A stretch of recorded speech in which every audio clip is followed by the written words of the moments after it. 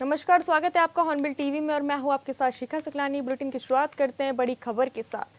देहरादून से इस वक्त की बड़ी खबर, जहां आईएएस बंशीधर तिवारी को एक और बड़ी जिम्मेदारी मिली है। बंशीधर तिवारी बने सीएम के अपर सचिव, सूचना विभाग के महानिदेशक हैं बंशीधर तिवारी।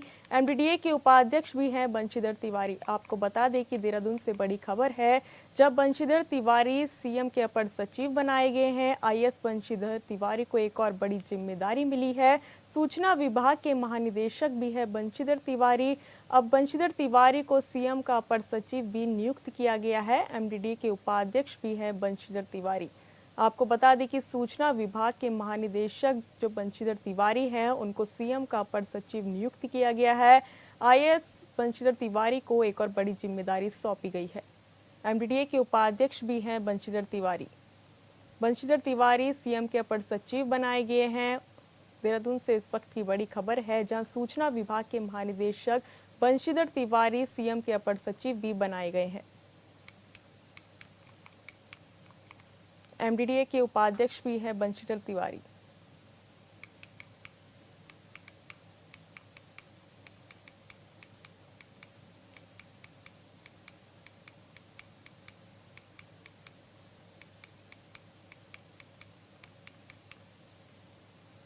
आपातकाल की 50वीं बरसी पर पूरे देश भर में बीजेपी संविधान हत्या दिवस मना रही है। इसी क्रम में देहरादून में भी लोकतंत्र सेनानी सम्मान समारोह का आयोजन किया गया, जहां कार्यक्रम में मुख्यमंत्री पुष्कर सिंह धामी ने बतौर मुख्य अतिथि शिरकत की और लोकतंत्र सेनानियों को सम्मानित भी किया। कार्यक्रम को संबोधित करते हुए सीएम धामी ने कहा कि कांग्रेस नेतृत्व ने देश पर आपातकाल थोपकर भारतीय लोकतंत्र का गला घोटने का काम किया था और सत्ता बचाने की जिद में संविधान को ताक पर रखकर प्रेस की स्वतंत्रता भी छीनी गई।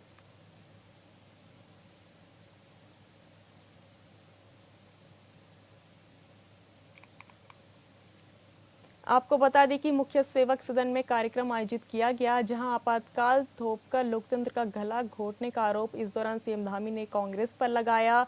मुख्य सेवक सदन में कार्यक्रम आयोजित किया गया, जहां पर सीएम धामी ने लोकतंत्र सेनानियों को सम्मानित किया। सीएम धामी ने इस दौरान कांग्रेस पर जमकर आरोप भी लगाया। लोकतंत्र सेनानी सम्मान समारोह देहरादून में आयोजित किया गया, जहां मुख्यमंत्री पुष्कर सिंह धामी ने शिरकत की और सेनानियों को सम्मानित भी किया। सीएम धामी ने समारोह में शिरकत की। देहरादून के मुख्य सेवक सदन में कार्यक्रम आयोजित किया गया।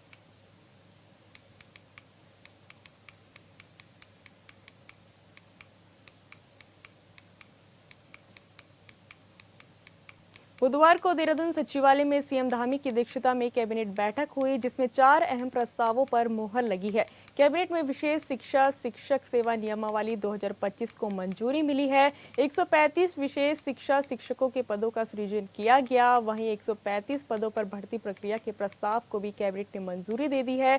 इसके अलावा स्वच्छ भारत मिशन ग्रामीण के लिए पंचायती राज विभाग को अधिकृत किया गया। साथ ही वर्षाकालीन दूसरे सत्र को आहूत किए जाने को मंजूरी मिली है।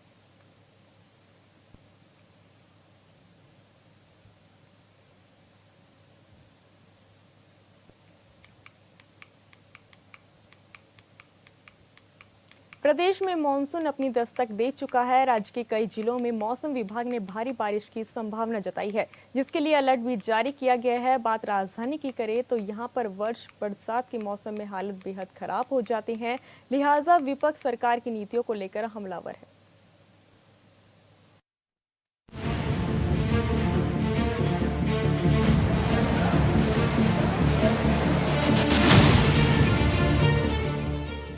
उत्तराखंड की राजधानी देहरादून में हर साल बारिश के बाद यहाँ की सड़कें तालाब में तब्दील हो जाती हैं। शहर के ज्यादातर इलाकों में पानी भर जाता है, क्योंकि स्मार्ट सिटी होने के बाद भी शहर में बेहतर ड्रेनेज सिस्टम तक नहीं है। नगर निगम का दावा है कि इस वर्ष समय से पहले ही छोटे से लेकर बड़े नालों तक की साफ सफाई कर दी जाएगी और उसके बाद भी कहीं जल भराव की समस्या होती है तो उसके लिए निगम की कई टीमों की तैनाती के साथ ही कंट्रोल रूम बनाए गए हैं, ताकि शिकायत मिलने के बाद समस्याओं को जल्द से जल्द समाधान किया जा सके। जो वर्षा काल अब शुरू हो चुका है, इसी को लेकर के नगर निगम ने पहले से ही जनवरी माह से ही हम लोगों ने नालों की सफाई का कार्य शुरू कर दिया था और लगभग 46 नाला और जितने भी हमारे प्रमुख नदी और उनकी ट्रिब्यूटरीज हैं, उन सभी को कवर करते हुए उनमें से 24 से 25 हज़ार मीट्रिक टन वेस्ट निकाला गया है नगर निगम के द्वारा। इसके अलावा जितनी भी हमारी क्यूआरटी टीम्स बनाई गई हैं क्षेत्रवार, उनको भी अलर्ट मोड पे रखा गया है। यदि कहीं भी जल भराव की शिकायत प्राप्त होती है तो त्वरित कार्रवाई उसमें की जाए। वाटर पंप्स का ट्रायल हम लोगों ने कर लिया है, मैकेनिक्स डिप्लॉय कर दिए हैं 24/7। राजधानी में जल भराव, टूटी सड़कें, गंदगी पर कांग्रेस ने सवाल खड़े किए हैं। कांग्रेस प्रवक्ता प्रतिमा सिंह ने कहा कि सरकार ने निगम चुनावों में अपने घोषणा पत्र में शहर की बेहतरी के लिए कई दावे किए थे, लेकिन उन दावों और वादों में जमीन और आसमान का फर्क देखने को मिलता है। कांग्रेस का आरोप है कि देहरादून में सड़कें गड्ढों में तब्दील हो गई हैं, जगह जगह कूड़े का अंबार लगा हुआ है। इसके निस्तारण के लिए निगम की क्या कार्य योजना है, सड़कें कब गड्ढा मुक्त होंगी, कब ड्रेनेज सिस्टम सुधरेगा, इन सभी का जवाब सरकार को और निगम को देना होगा। देखिए, ये नगर निगम जब चुनाव हो रहे थे, आप सबको भी याद होगा कि इनके जो घोषणा पत्र था उसमें इन्होंने बड़ी बड़ी बातें करी थी कि 1 महीने के अंदर कूड़े का जो निस्तारण है वो सही से किया जाएगा। ये जो नालियां चौक होती हैं जहाँ पे पानी रुकता है और सीवेज की व्यवस्था दुरुस्त करने का जो है कार्य किया जाएगा।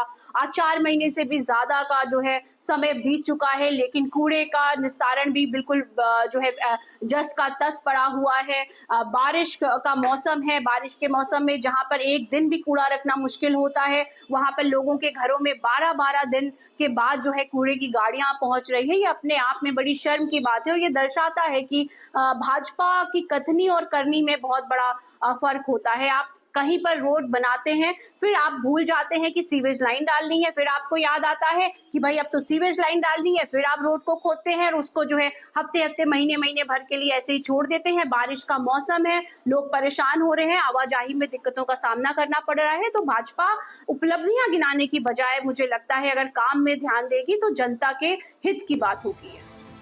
वहीं शहर में साफ सफाई पर नगर आयुक्त ने कहा कि निगम की तरफ से साफ सफाई को दुरुस्त करने के लिए कार्य योजना बनाई गई है। जनवरी महीने से ही नदी नालों की सफाई का काम शुरू कर दिया गया था, जिसमें करीब 24,000 मीट्रिक टन वेस्ट निकाला गया। साथ ही क्यूआरटी टीम बनाई गई है, जिन्हें अलर्ट मोड पर रखा गया है ताकि उन्हें कोई भी शिकायत मिले तो त्वरित उसका निस्तारण करें।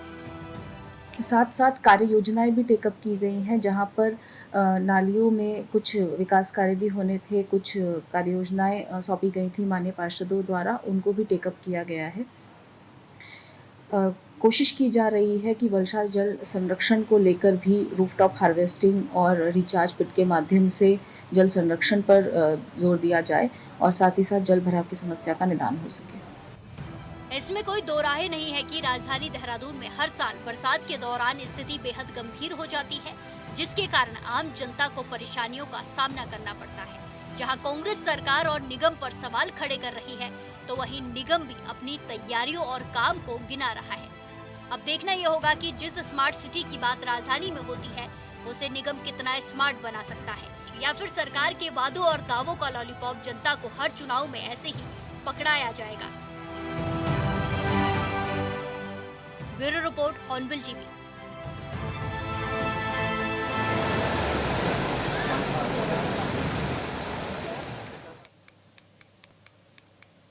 उत्तराखंड के ज्यादातर जिलों में पिछले 2 दिनों से रुक रुक कर बारिश हो रही है, लेकिन कई शहरों में नगर निगम और नगर पालिका के दावों की पोल खुल गई है। उधम सिंह नगर के जसपुर नगर पालिका के कई क्षेत्रों में भारी जलभराव है, जिसे लेकर लोग सवाल उठा रहे हैं।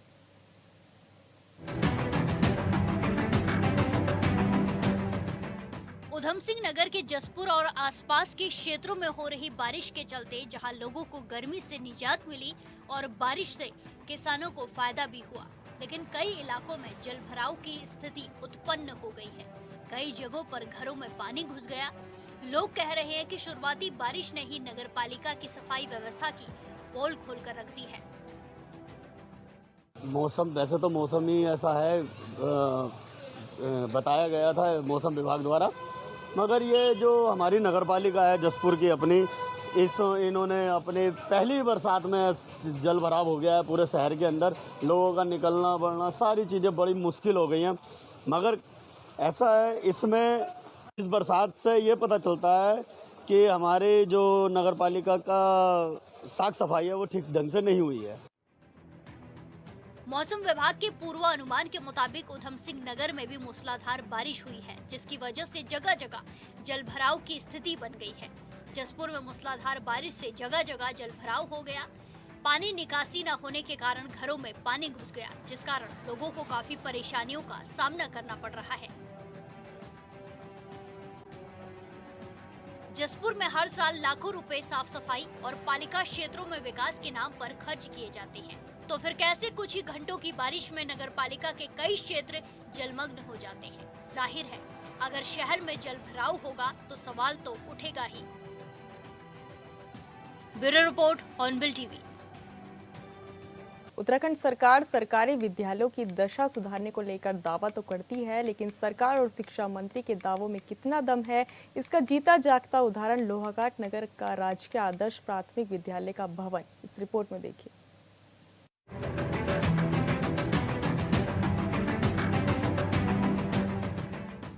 चंपावत के लोहाघाट में शिक्षा विभाग ने राजकीय प्राथमिक विद्यालय को आदर्श विद्यालय तो घोषित कर दिया है, पर आज भी बच्चे 72 साल पुराने जर्जर भवन के नीचे पढ़ने को मजबूर हैं, जहां कभी भी बड़ा हादसा हो सकता है। बारिश होने पर विद्यालय भवन की छत टपकने लगती है। विद्यालय के प्रधानाचार्य महेश चंद्र उप्रेती ने अपने प्रयासों से छत में पॉलिथीन लगवाई है। विद्यालय भवन की बदहाली पर एसएमसी की बैठक में अभिभावकों ने गहरी नाराजगी जताते हुए सरकार और शिक्षा विभाग से नए विद्यालय भवन के निर्माण की मांग की है। प्रारंभिक शिक्षा के अंतर्गत लोहाघाट विकासखंड में यह राजकीय आदर्श प्राथमिक विद्यालय लोहाघाट 1953 में यह विद्यालय भवन बन करके तैयार हुआ। तब से इसके जीर्णोद्धार के लिए कोई उपाय प्रशासन की ओर से नहीं किए गए हैं। प्रशासन को बार बार विद्यालय प्रबंधन समिति की ओर से, विद्यालय की ओर से बार बार अवगत कराया गया है कि विद्यालय की मरम्मत और नवनिर्माण के लिए प्रयास किए जाएं। इसके लिए इस बाबत बहुत सारे पत्राचार भी किए गए, लेकिन अभी तक इसका जीर्णोद्धार नहीं हो पाया है।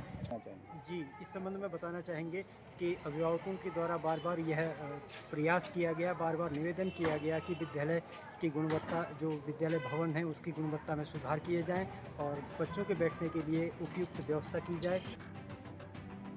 अभिभावकों का कहना है कि कई बार जिलाधिकारी और शिक्षा विभाग से नए भवन निर्माण की मांग की गई है, पर कोई भी सुनने को तैयार नहीं है। मौजूदा वक्त में मानसून सीजन है और इस वक्त पहाड़ों में जमकर बारिश हो रही है। ऐसे में अगर किसी दिन हादसा हो गया तो इसके लिए कौन जिम्मेदार होगा, ये बड़ा सवाल है। लोगों का कहना है कि अगर लोहाघाट नगर के ही प्राथमिक विद्यालय की ये दशा है तो गाँव के विद्यालयों का क्या हाल होगा। विद्यालय के प्रधानाचार्य महेश चंद्र उप्रेती का मानना है कि विद्यालय भवन काफी पुराना हो चुका है। विद्यालय को जल्द नए भवन की आवश्यकता है। मानसून काल ही नहीं, उसके अलावा भी हर समय विद्यार्थियों को बैठने के लिए बहुत असुविधा होती है और आज के दौर में ऐसे कक्षों में विद्यालय में बच्चों को बैठाना बहुत मुश्किल हो पा रहा है। विद्यालय प्रबंधन समिति की ओर से, विद्यालय की ओर से बार बार इस संबंध में पत्राचार किया गया है और उस पत्राचार के एवज में अभी तक कोई सार्थक प्रयास देखने को नहीं मिला है। विद्यालय की ओर से प्रयास किए गए हैं कि मानसून का पानी, बारिश का पानी विद्यालय कक्ष में न आए और जिस तरह से भी प्रयास हो सकता है बच्चों को एक बेहतर सुविधा देने का प्रयास किया गया है, लेकिन सुविधाओं के अभाव में निश्चित रूप से हमारा शिक्षण कार्य भी बाधित हो रहा है और अभिभावकों का मन भी विद्यालय में अपने बच्चे को भेजने के लिए बहुत हद तक वो तैयार नहीं है। प्रधानाचार्य महेश चंद्र उप्रेती ने बताया कि 1953 में बना हुआ भवन काफी पुराना हो चुका है, दीवारों में दरारें आ चुकी हैं, विद्यालय की छत टपकने लगी है। उप्रेती ने कहा कि कई बार विभागीय अधिकारियों को भवन निर्माण के लिए पत्र लिखा गया, पर अभी तक कोई भी सुनवाई नहीं हुई है। वहीं नगर के लोगों का कहना है कि ये शिक्षा विभाग और सरकार की घोर लापरवाही है। लगता है शिक्षा विभाग और शिक्षा मंत्री विद्यालय में किसी बड़ी दुर्घटना का इंतजार कर रहे हैं। Bureau report, Hornbill TV. तीर्थ नगरी ऋषिकेश स्थित पौराणिक सोमेश्वर महादेव मंदिर की तलहटी से बहने वाली रंभा नदी का उल्लेख स्कंद पुराण के केदारखंड में मिलता है। इस पवित्र नदी को प्राचीन काल से धार्मिक, सांस्कृतिक और पर्यावरणीय दृष्टि से अत्यंत महत्वपूर्ण माना गया है, लेकिन आज ये नदी अपने अस्तित्व की लड़ाई लड़ रही है।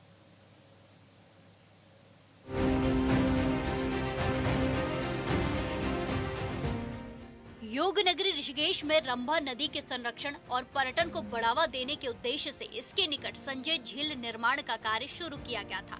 स्थानीय विधायक एवं पूर्व मेयर ने इस कार्य का कई बार निरीक्षण भी किया, लेकिन परिणाम स्वरूप केवल आश्वासन मिले। झील का निर्माण आज भी अधूरा है और स्थल पर विकास कार्य पूरी तरीके से ठप पड़ा है। वर्तमान में जो रंभा नदी है, मेरे समय में वो बहुत स्वच्छ नदी हुआ करती थी। वर्तमान में नगर निगम ने जो है वहाँ पर एनएच के थ्रू जो नाला आ रहा है, बरसाती नाला, उसमें अपना सीवर का पानी भी मिला दिया है, जो उस पानी से मेरी रंभा नदी अपनी स्वच्छता को खो चुकी है।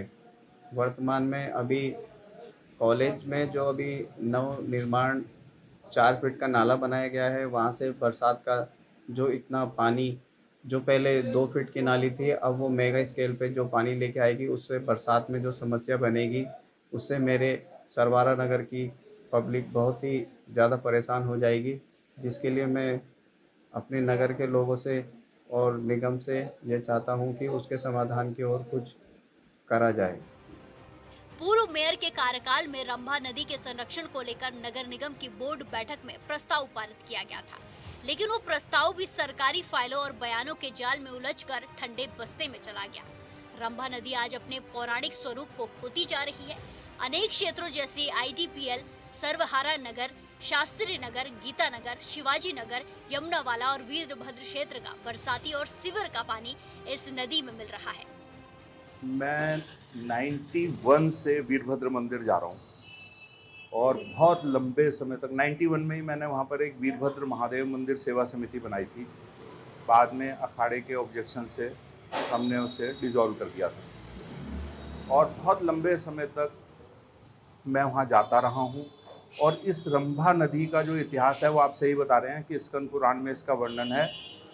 बहुत लंबे समय पहले जब ये नदी पवित्र रहती थी, इस नदी का एक इतिहास भी है कि रात के समय ये रंभाती है। जब इसमें से जल जाता था तो बहुत जो है जल की आवाज़ होती थी, इसीलिए इसका नाम रंभा नदी रखा गया था।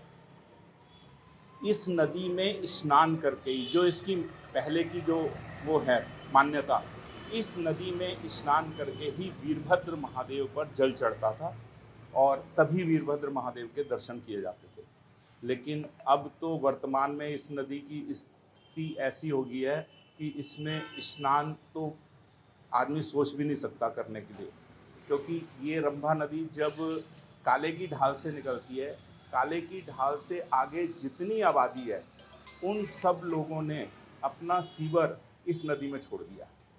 अब ये नदी इतनी प्रदूषित हो रखी है और इस समय हमारे शहर में नमामि गंगे प्रोजेक्ट चल रहा है, लेकिन उन लोगों का भी ध्यान इस नदी की तरफ बिल्कुल नहीं जा रहा, क्योंकि इस नदी में जितना कूड़ा करकट या गंदगी मिल रही है वो आगे जा कर के गंगा नदी में ही जा रही है। तो मेरा अधिकारियों से यही निवेदन है कि इस ओर थोड़ा ध्यान दें, ताकि इस नदी का जो पौराणिक रूप है वो वापस आ सके, ताकि इसमें ही स्नान करके वीरभद्र महादेव मंदिर का अभिषेक किया जाए, उनके दर्शन किए जाए। बरसाती और सीवर का गंदा पानी नदी में मिलने का ही परिणाम है कि रंभा नदी दूषित होकर गंगा में जाकर मिलती है।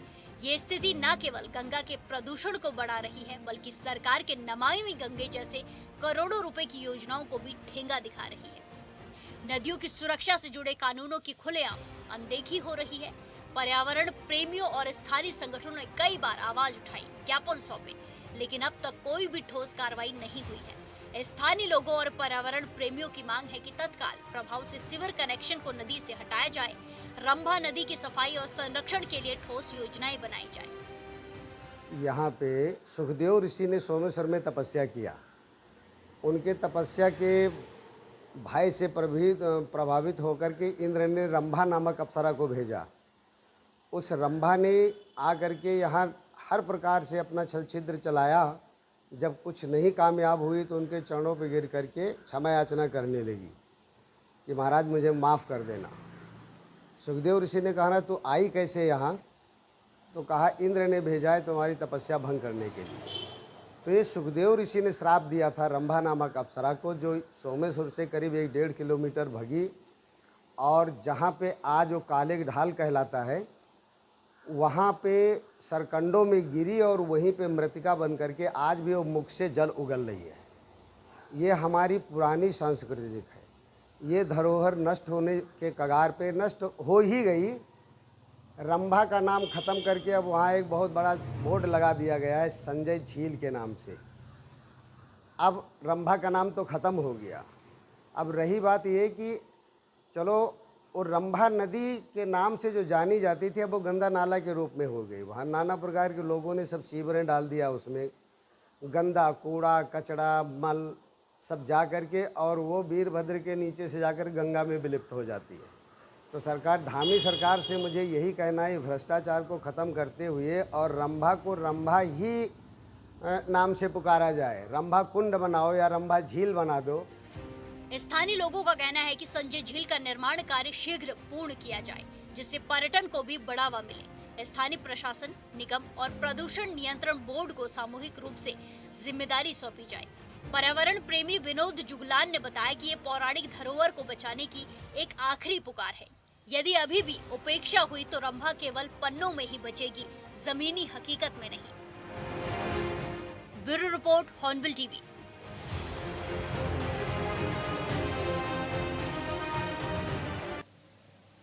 फिलहाल इस बुलेटिन में इतना ही। आप देखते रहे हॉर्नबिल टीवी। नमस्कार।